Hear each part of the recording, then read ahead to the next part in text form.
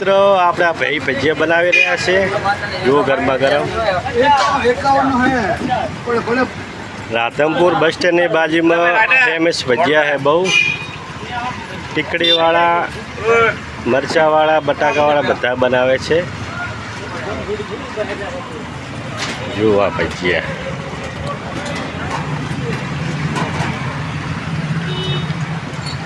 બહુ સરસ બનાવે છે